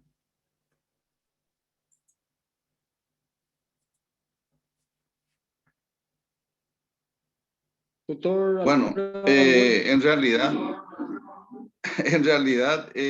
hoy estuvimos presenciando, como les dije, escuchando y asistiendo a una magnífica exposición del profesor doctor Abel Omar Benavento, como de costumbre. Ahora lo que me llamó la atención es en la parte de la caducidad de la instancia de la cual habló, porque yo creo que en la Argentina se había formado una comisión de juristas a quienes se encomendó realizar un anteproyecto. Entre ellos estaban Kaminsky, estaba Roland Arazi, eran 4 en total, los otros 2 nombres no recuerdo en este momento. Y ellos en su propuesta lo que aconsejaron es eliminar directamente la caducidad de la instancia. Pero para ello decía que el juez de alguna manera tenía que actuar haciendo cumplir los plazos sencillamente, y aquel que era negligente en la producción de sus pruebas de compañía, entonces tenía que perder. ¿Cuál es su idea al respecto, distinguido amigo Benavento? Amigo Carlos, el proyecto de Justicia 2020, que no logró aprobarse, se aprobó, tuvo trámite legislativo, pero nunca va a entrar en función. No, lamentablemente establecía. Nosotros tenemos, como tiene Paraguay, 6 meses en primer grado de conocimiento y 3 meses en segundo grado de conocimiento, y 1 mes para los incidentes. Eso es lo que tenemos como sanción de caducidad de instancia. Pero yo nunca lo entendía eso por lo siguiente: si el juez tiene el deber de impulsar el proceso, no puede declarar oficiosamente la caducidad de instancia. Esto es, yo violento un deber funcional, que es impulsar el proceso oficiosamente, y sanciono a los litigantes, y a mí me sanciono con la caducidad de instancia. Pero después, si me permiten algo de broma, hay 15 boxeadores, 14 salen a defender gallardamente su valentía en el ring, y 2 no quieren pelear. Estarán discutiendo sobre si transar el litigio, estarán esperando épocas mejores. ¿A quién le afecta? Porque eso viene de Frank Klein, que afecta a la sociedad, el litigio de 2 particulares. ¿A quién le afecta, más allá del peso específico de los tribunales, del expediente físico, bueno, ahora cada vez más virtual, de que 2 partes no impulsen el proceso? ¿Le afecta a la majestad de la justicia? Nunca puedo entender cuál es la razón de ser de la caducidad de instancia. No quieren discutir y mañana lo renuevan. No quieren discutir nunca más. ¿Qué tanto mejor? Lo dejamos morir. Pero de allí yo a sancionar una caducidad de instancia porque hay un valor supremo, nunca lo entendí, Carlos. Y todas estas comisiones, yo tengo trato con Arazi, podría decir que soy diciendo con sus criterios, pero lo sucedía en la cátedra de Belgrano, en Buenos Aires, y me parece que está profundamente. Él, no lo quiero decir porque hay muchos magistrados, pero tiene la visión del magistrado, la visión de los abogados justiciables, de los justiciables que llevamos cientos de causas. Una de las cosas por las cuales los abogados difícilmente tengamos una vejez plácida es que no habrá pasado 3 meses, no habrán pasado 6 meses, no habrá pasado 1 mes en un incidente. Vivimos aterrados por los plazos.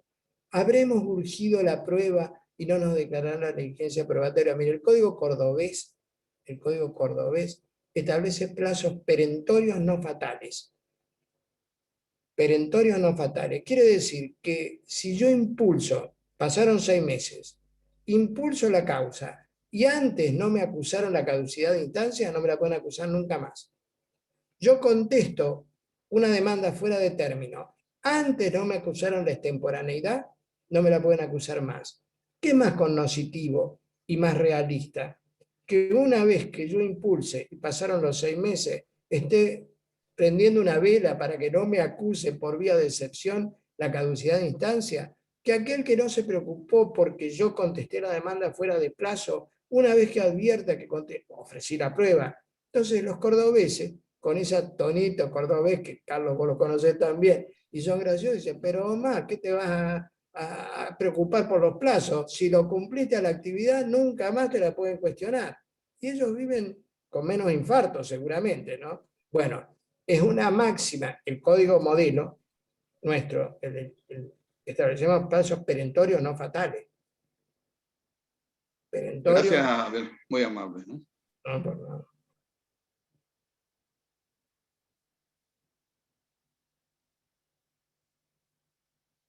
El doctor Jorge Chávez.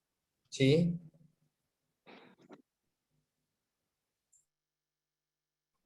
Te escuchamos. Hola.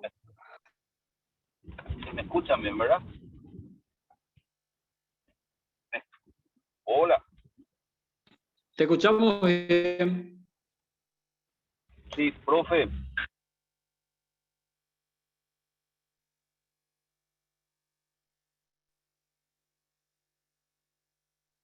El tema de la caducidad, aquí por lo menos, y enfocado, obviamente yo estoy totalmente de acuerdo con él, en que a nadie afecta que un litigio, sino a las partes interesadas en el litigio, es como él venía diciendo, bueno, lo están llevando a poco, están metiendo un cuarto intermedio para dialogar el pleito, para encontrarle alguna salida.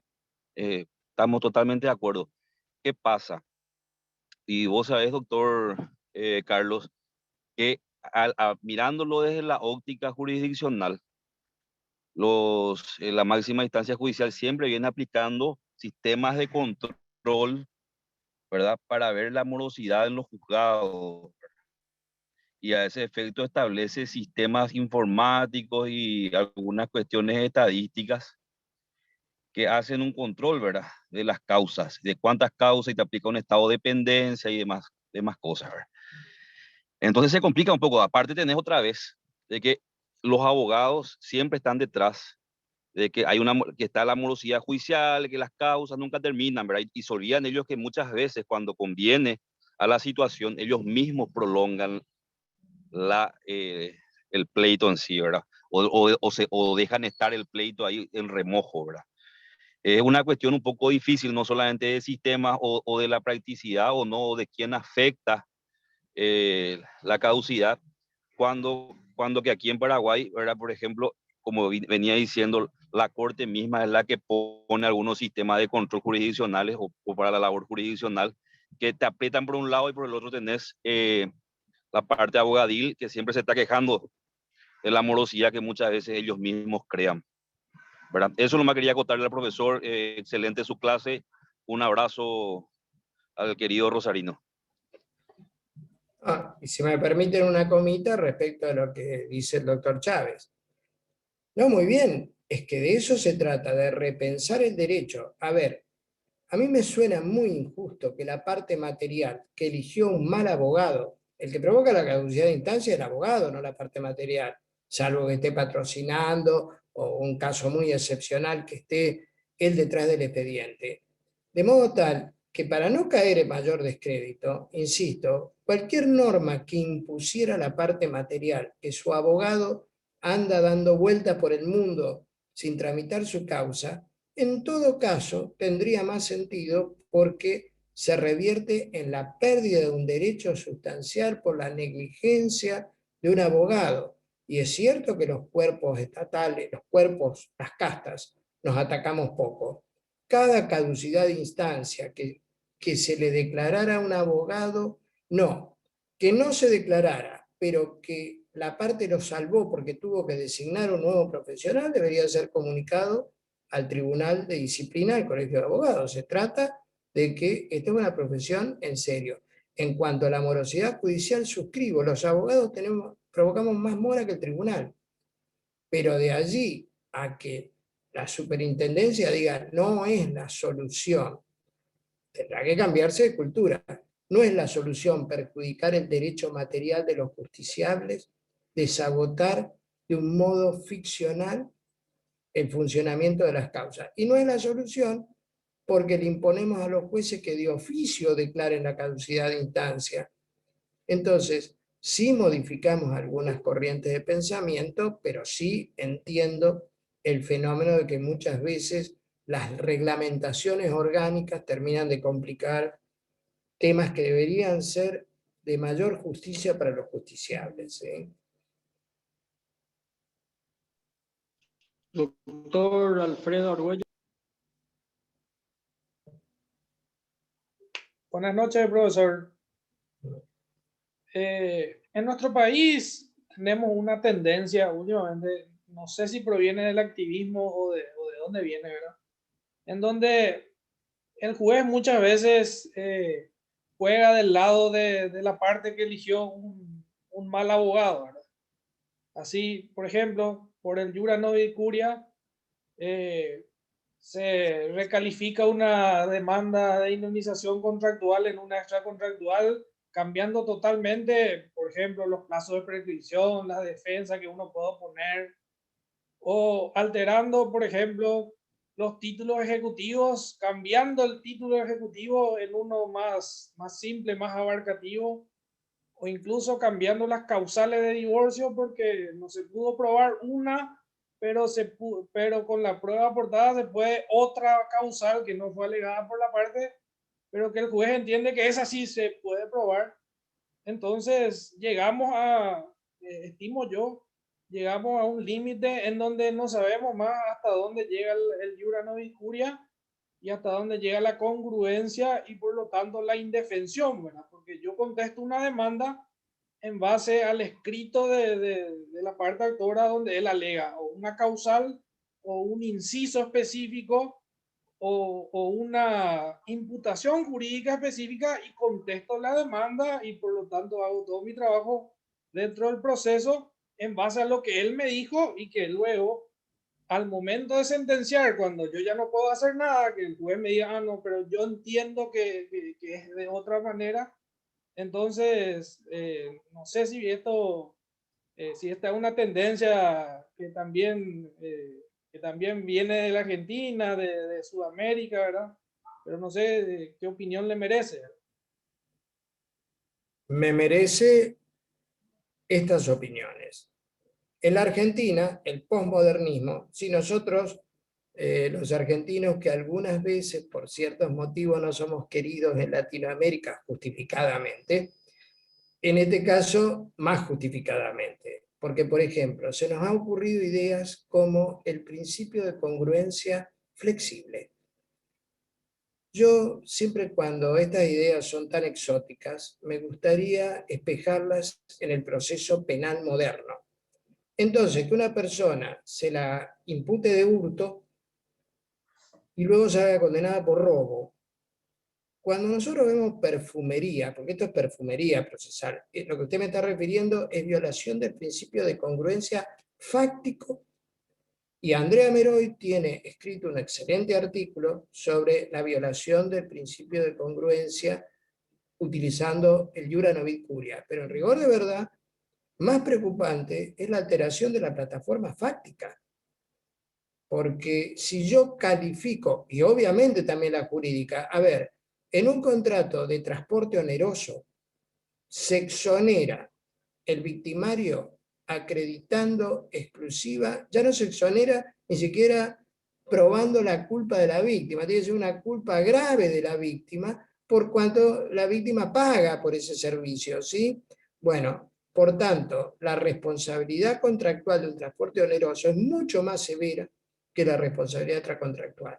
Si yo vengo discutiendo sobre la responsabilidad de un transporte oneroso y me lo recalifican como extracontractual, obviamente eso es un desaguisado. Pero los límites de congruencia, inclusive, también viene de Chile, ahí está diciendo el principio dispositivo de incorporación de los hechos debería mirarse hoy con flexibilidad, porque lo que siempre importa es la búsqueda de la verdad, qué hechos ocurrieron en el mundo real que han sido mal trasladados por aquellos malos abogados que no supieron narrar los hechos del plano de la realidad al plano jurídico. Hay una anécdota, la cuento, porque es muy ilustrativa, de nuestro querido maestro Adolfo Alvarado Belloso. Estábamos nosotros en Perú, en Arequipa, y le dice: mire, doctor, todo esto del juez imparcial, el juez que no puede variar la congruencia, el juez que no puede variar el iura novicuria, todo muy bien, pero yo tengo mi collita, le dijo. Y mi collita está litigando contra una empresa multinacional. ¿Yo qué hago con mi collita? Le dijo a la jueza genuinamente. Entonces Alvarado le contestó: mire, que su collita vaya y busque el intendente, que vaya y busque el cuerpo de bomberos, si puede ser las Fuerzas Armadas y de Seguridad, para que lo asistan. Pero en el mismo momento que usted se puso del lado de su collita, la otra parte perdió a su juez irremediablemente. Desapareció su derecho constitucional de tener su juez imparcial. Así que no sé muy bien qué podemos hacer con la collita, pero lo que no podemos hacer es alinearnos con una parte. Me parece que muchas veces esa frase de Isidora a mí siempre me ha llevado como un recuerdo genuino y gracioso, ¿no?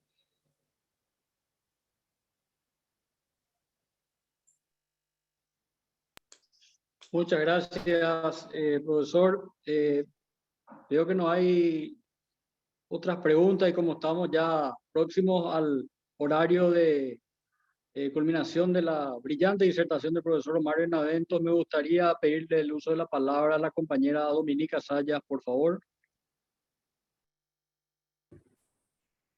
Buenas tardes, doctor. Buenas tardes, compañeros. Justamente en relación a la clase magistral que tuvimos hoy, en primer lugar quisiéramos agradecerle al doctor Omar Benavente que está con nosotros. También quisiéramos agradecerle a todos los participantes, porque estamos con 75% de asistencia. Estamos altos los porcentajes, ¿verdad? Porque evidentemente este expositor da para más. Justamente la técnica que estamos dando es la primera parte, como estamos verificando. Queríamos agradecerle por su magistral clase y también queríamos hacerle una consulta en relación a la caducidad a distancia que usted está manejando, ¿verdad? Porque muchos acá en Paraguay están optando por las 3 hipótesis que se tienen que dar, ¿verdad? Y como dice nuestro código procesal, es de oficio que tendría que declararse, pero lastimosamente muchos optan y le vuelven a hacer como un incidente y le corren traslado a la adversa. Entonces ahí la adversa trata de chicanear, por decirlo así, y tratar de meter una cédula voladora o tratar de meter algún tipo de acto procesal no tendiente a impulsar el procedimiento. Yo no sé si se aplica eso en la Argentina o cómo sería el trámite que ustedes le dan, ¿verdad? Esa es mi consulta que quisiera que usted me responda, doctor. Bueno, muy bien. Respecto a la caducidad de instancia oficiosa, es una contradicción in terminis, porque si yo tengo el deber funcional de impulsar el trámite, no puedo autodeclararme una violación a mi deber funcional. O dejamos de lado la norma que dice que el juez tiene el deber funcional de impulsar el trámite, en cuyo caso, si dejamos de lado eso, jamás no puede declarar la caducidad oficiosa, ¿se entiende? Porque es autocontradictorio. Respecto de lo otro, tomando un poco risueñamente lo de la cédula voladora, vuelvo a lo mismo. Yo podría calificar institutos perversos. Un instituto perverso, y discúlpeme que lo diga con esta rudeza, es la caducidad de instancia. Las partes entran a un litigio para que se tutelen sus derechos materiales. Si es que los tienen, para que se tutelen tanto para que se acoja la pretensión o para que se rechace la pretensión. ¿A usted le parece que un proceso penal puede terminar por caducidad de instancia? Digo, ¿nos podríamos ir todos a nuestra casa tranquilos con un violador por caducidad de instancia? Por eso, cuando ustedes ven instituciones que son, yo las califico risueñamente, perfumería procesal, las espejamos con un proceso penal y nos damos cuenta de la ridiculez que significa que cuando hay un conflicto penal tiene que terminar por los distintos modos, sobreseimiento, extinción de la acción penal, lo que fuera. Ustedes tienen procesos modernos que si a los 3 años el Estado no se preocupa, bueno, muy bien, se extingue la pretensión punitiva. Por el modo que fuera, pero nunca un proceso penal va a terminar por caducidad de instancia. Algo tendría que decirle a los legisladores, ¿no? Porque nosotros, en un proceso, hay procesos civiles que son mucho más graves que un proceso con un conflicto penal. Un libramiento de cheque sin fondo es prácticamente nada. Pero ¿qué tal un estado de paternidad con caducidad de instancia? ¿Qué hacemos con eso? ¿Dejamos irresuelto la adjudicación familiar? ¿Qué tal un proceso de divorcio con caducidad de instancia? ¿Qué hace la gente con eso?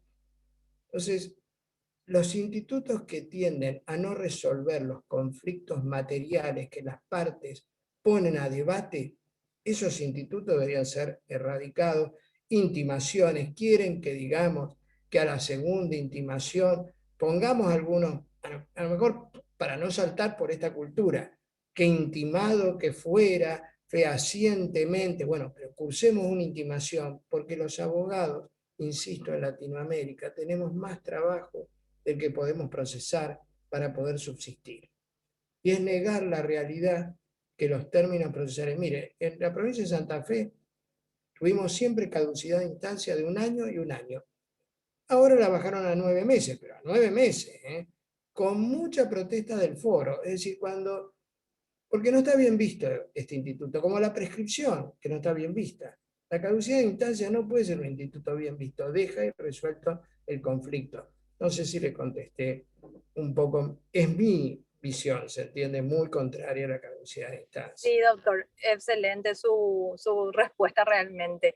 Y desde ya, en nombre de todos mis compañeros de la Maestría Nacional UNA, ¿verdad? Quisiéramos agradecerle por tan alta exposición que usted nos dio, claro, preciso y conciso, ¿verdad? Desde ya, muchísimas gracias y valoramos y respetamos su larga trayectoria. Y algún día queríamos ser como usted realmente, ¿verdad?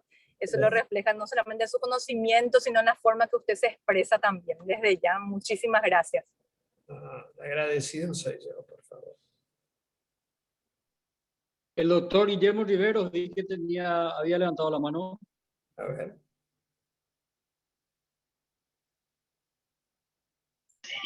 Sí, ¿qué tal, distinguido profesor?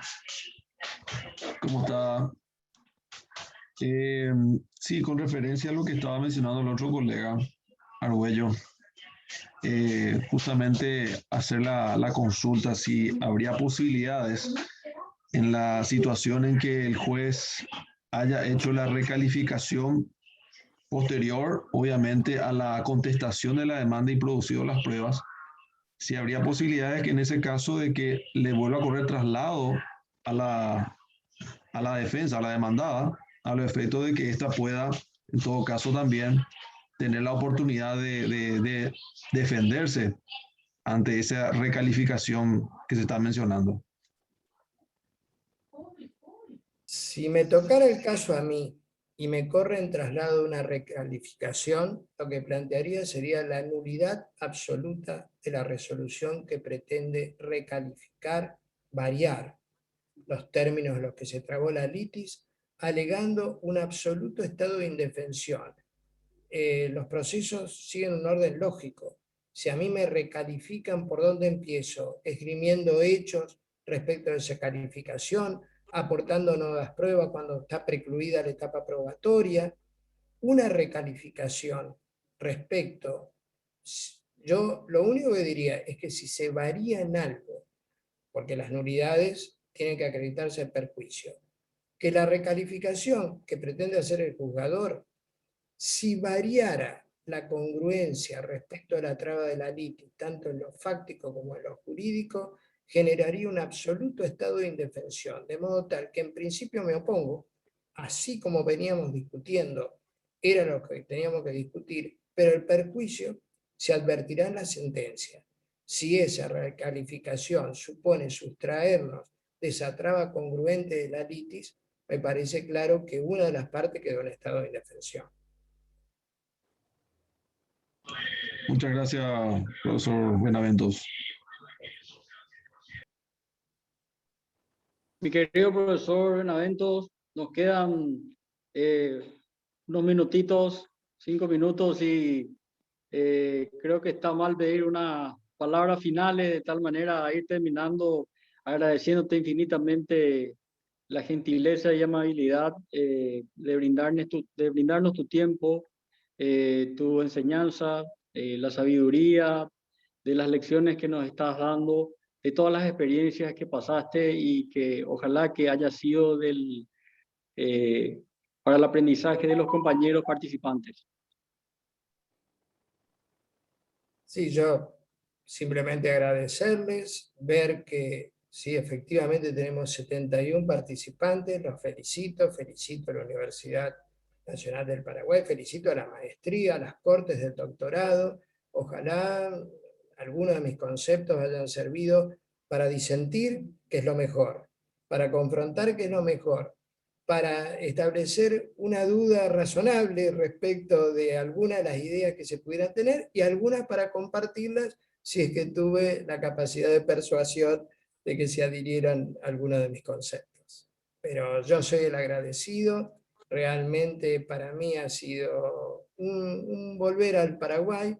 Mañana Mariana completará algunas de las ideas que creo que van a ser de interés también para ustedes, para entender, como dijo una vez Mario Vargas Llosa, ¿cómo fue que se embromó Perú en una novela, Conversaciones de la Catedral?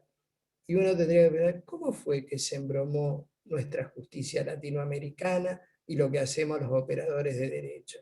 ¿A qué causa debemos atribuirle esto? Pero muchas gracias.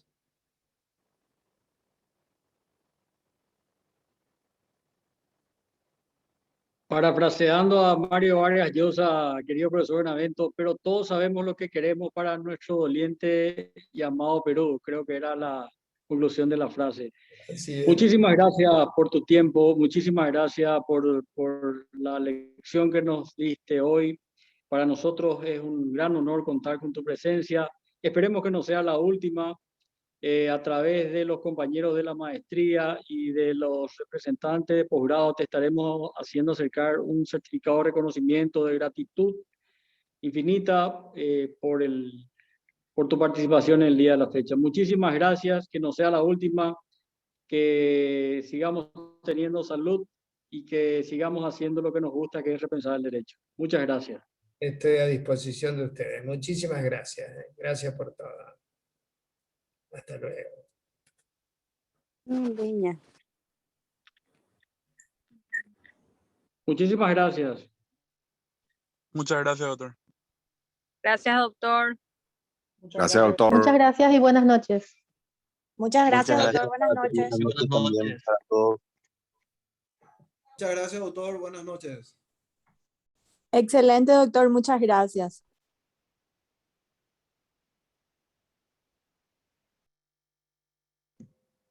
Brillante clase, muchas gracias. Buenas noches para todos. Un abrazo.